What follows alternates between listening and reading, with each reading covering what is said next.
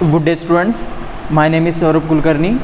Today we are discussing one of the basic and important topic of physics, that is mathematical tools. In this mathematical tools we are discussing first module related to the algebra and mensuration. तो जैसे आपको पता होगा ये beat कुछ ज़्यादा contribution नहीं करता है हमारे फिज़िक्स में, लेकिन इसका बेसिक पार्ट हमें बहुत ज़्यादा लगने वाला है। तो यही जो बेसिक पार्ट है हमारा मैथमेटिक्स का, जो हमें आगे जाकर फिज़िक्स में लगता है, ये हम डिस्कस करने वाले इस चैप्टर में, जिसका नाम रहेगा mathematical tool. So let us start this topic.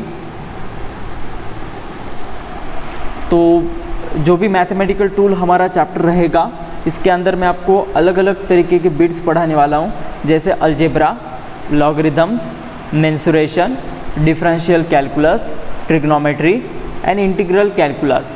So in this first lecture we are discussing algebra and mensuration. Okay, तो सबसे पहले बिट आने वाला है algebra.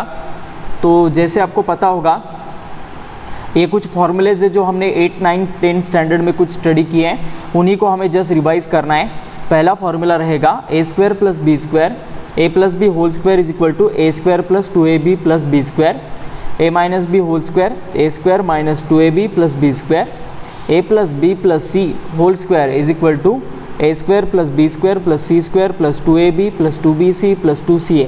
Like that a plus b a minus b is equal to a square minus b square, a plus b whole cube is equal to a cube plus b cube plus 3ab in bracket a plus b. Like that ये भी कुछ formulas है। ये सभी formulas हमें 8, 9, 10 standard के math में हो गए हैं, लेकिन इसे दोबारा लेने का मतलब ये है कि ये हमें आगे जाकर फिज़िक्स में भी लग सकते हैं।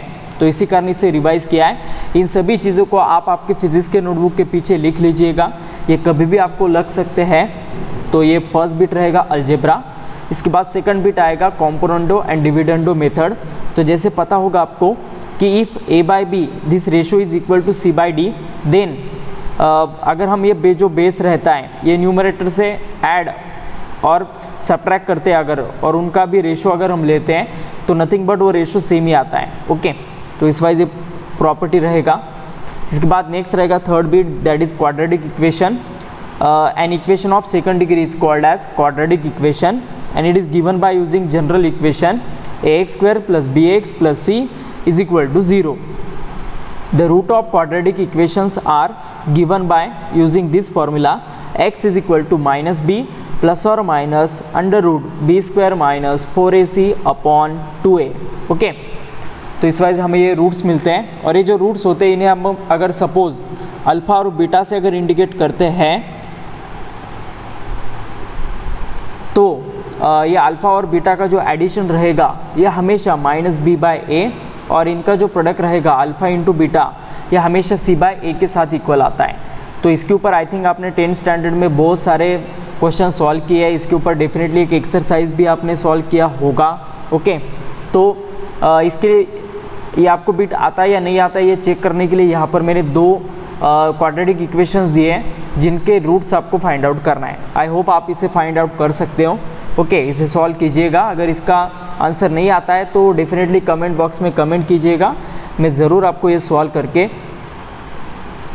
देने वाला हूँ। ओके, इसके बाद नेक्स्ट बिट रहेगा इस चैप्टर का, that is binomial theorem. Okay, तो इफ़ यानी इज एनी इंटीजर पॉजिटिव और निगेटिव और a fraction and x is any real number, then 1 plus x whole raised to n is given by using this formula 1 plus nx plus n in bracket n minus 1 upon 2 factorial into x square plus n in bracket n minus 1 in bracket n minus 2 upon 3 factorial into x cube plus and so on. Okay, तो अब ये 2 factorial को कैसे निकाला जाता है, 2 into 1, like that 3 factorial हम कैसे निकालने वाले हैं, 3 इंटू 2 इंटू 1, मतलब जिसका भी फैक्टोरियल आप निकालोगे उसमें से एक एक माइनस करते जाना है और उसे एक दूसरे से के साथ मल्टीप्लाई करना है। तो इस वजह से फ्रैक्शन निकाला जाता है, फैक्टोरियल निकाला जाता है।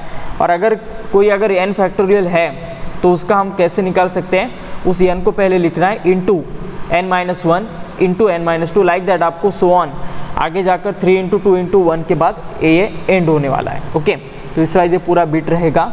इस तरीके से फैक्टोरियल निकाला जाता है। मतलब ये 1 + x whole raise to n का ये जो सीरीज़ है ना, ये इन्फिनिटी तक जाता है और तब जाकर आपको इसका एग्जैक्ट आंसर मिलता है।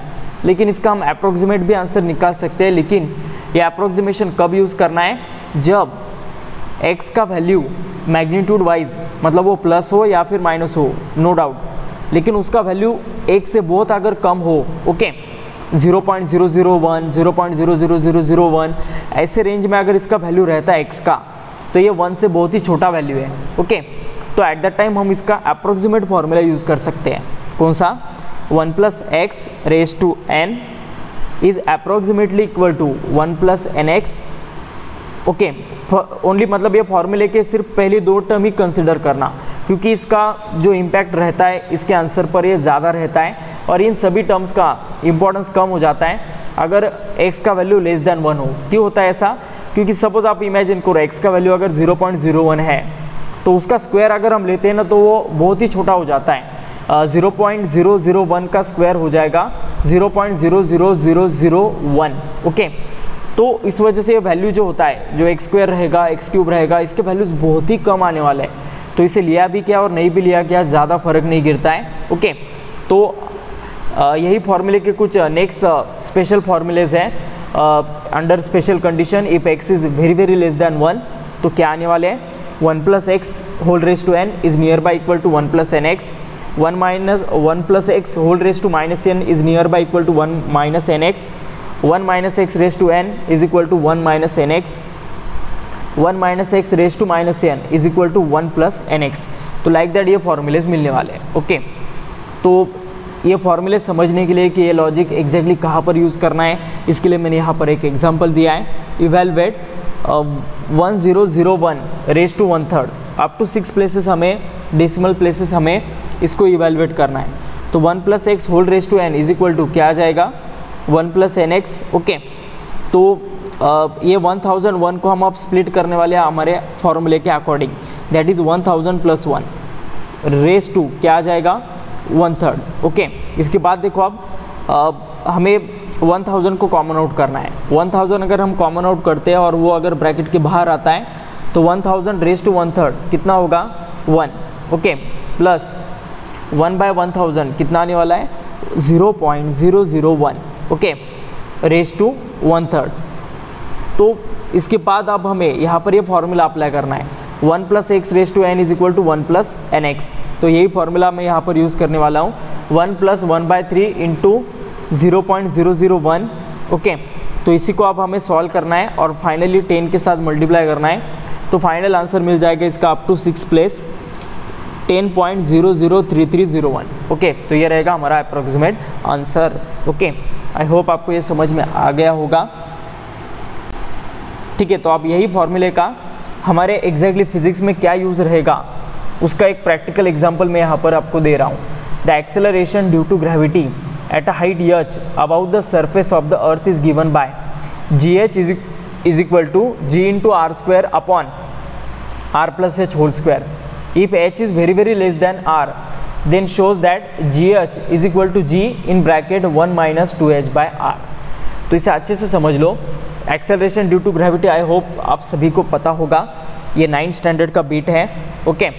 तो acceleration due to gravity height पर जाने से कम हो जाता है और ये कितना कम होता है इसे निकालने के लिए हम ये फॉर्मूला यूज़ करते हैं, acceleration due to gravity at a height h is equal to g into r square upon r plus h whole square, where r is the radius of earth and h is the height at which we are finding acceleration due to gravity.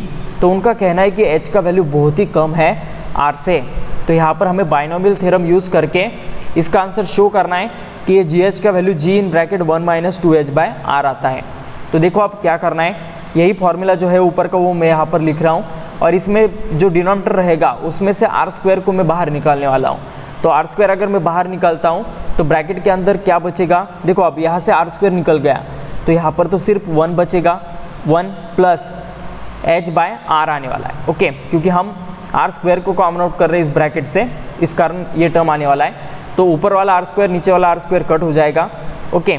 और ये 1 plus h by r raise to 2 है, ये ऊपर जाने के बाद ये plus power minus हो जाएगा। तो फाइनली आंसर मिलेगा g in bracket 1 plus h by r whole raised to minus 2. Okay, if value of h is very very less than r, then 1 plus x raised to minus n is approximately equal to 1 minus nx. तो यही formula हमें अब apply करना है ये वाले term पर. Okay, compare करो दोनों इक्वेशन को तो आपको समझ में आएगा कि n का वैल्यू कितना है 2. ओके, और x का वैल्यू कितना है h बाय r. तो यही सभी टर्म्स आपको पुट करने हैं. तो g h is equal to, देखो अब ये g as it is in bracket 1, अब देखो 1 माइनस एन एक्स है तो माइनस n का वैल्यू 2 और x का h बाय r. तो हो गया हमारा आंसर. तो यही तो हमें शो दैट करना था. ओके, तो ये रहेगा बाइनोमियल थ्योरम का यूज़. बहुत ज़्यादा जगह पर जो फिजिक्स के डेरिवेशंस है वहाँ पर हमें ये थ्योरम लगता है, तो इस वजह से इसे अच्छे से करके रखिएगा. इसके बाद ये कुछ मेंसुरेशंस के फॉर्मूले हैं जो आपने 10th स्टैंडर्ड तक स्टडी किए. ओके, आई होप आपको ये सभी को पता होनी चाहिए. तो इस स्लाइड को पॉज करके ज़रूर लिख लीजिएगा. इसके ऊपर भी कुछ क्वेश्चन का टास्क मैंने आपको दिया है अगले स्लाइड में, इसे ज़रूर देखिएगा. तो ये कुछ टास्क रहेगा आपके लिए. ये जो भी पोर्शन है हमारे फर्स्ट लेक्चर का, इसके ऊपर कुछ क्वेश्चंस आपको सॉल्व करने के लिए मैंने यहाँ पर दिए हैं. इन सभी क्वेश्चंस को आपको अच्छे से सॉल्व करना है. ओके, और सभी क्वेश्चंस के आंसर्स भी मैंने यहाँ पर प्रोवाइड किए हैं, क्वेश्चन 1, क्वेश्चन 2. ओके, तो सभी क्वेश्चन को सॉल्व कीजिएगा, आंसर वेरीफाई कीजिएगा. अगर तभी भी आंसर मैच नहीं होता है, आंसर एग्जैक्टली नहीं आता है, तो फिर मैं आपको इसका आंसर ज़रूर बताऊंगा अगले लेक्चर से पहले. लेकिन इसे ज़रूर आप सॉल्व कीजिएगा. ओके, और कोई अगर क्वेश्चन में डाउट हो तो कमेंट बॉक्स में लिख लीजिएगा, क्वेश्चन नंबर वहाँ पर डाल दीजिएगा, मैं ज़रूर उसका आंसर आपको बताऊंगा. ओके, आई होप आपको ये लेक्चर समझ में आ गया होगा. ओके, तो ये भी कुछ क्वेश्चंस है, ये जो मेंसुरेशंस पर क्वेश्चंस है, इसके पहले जो क्वेश्चंस है वो अलजेब्रा, क्वाड्रेटिक इक्वेशन और बाइनोमियल थ्योरम पर थे. ये कुछ मेंसुरेशंस के क्वेश्चंस है. तो टोटल वो 4-5 क्वेश्चंस है और ये भी 4-5. तो ऐसे सभी क्वेश्चंस को आपको सॉल्व करना है. यहाँ पर जस्ट आपको सरफेस एरिया, वॉल्यूम, ऐसे कुछ बिट्स निकालने हैं. तो ये तो बहुत ईजी काम है जो आपने 10th स्टैंडर्ड तक किया है. अगर नहीं आता है किसी क्वेश्चन का आंसर तो ज़रूर मुझे बताइएगा, मैं ज़रूर इसका आंसर आपको देने की कोशिश करूँगा. ओके, तो यहाँ पर हमारा ये वीडियो ख़त्म होता है. इसके आगे भी मैं हर दिन कुछ ना कुछ वीडियोस आपके लिए 11th के स्टूडेंट्स के लिए अपलोड करने वाला हूँ. तो आपको अगर ये वीडियो पसंद आता है तो ज़रूर लाइक कीजिएगा, कुछ डाउट्स हो तो ज़रूर कमेंट कीजिएगा, और अगर बहुत ही अच्छा लगता है तो इसे शेयर करना मत भूलिएगा. Thank you.